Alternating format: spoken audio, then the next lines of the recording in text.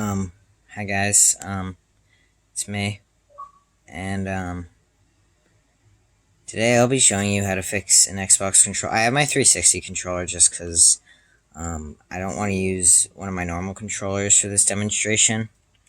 So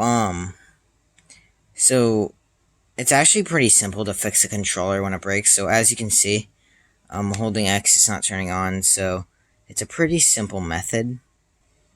So basically what you want to do is make sure you had a hard surface for this. And what you can do is actually do this. The battery pack may get screwed up. As you can see, that did just happen. So, yeah, let me just, fix that real quick.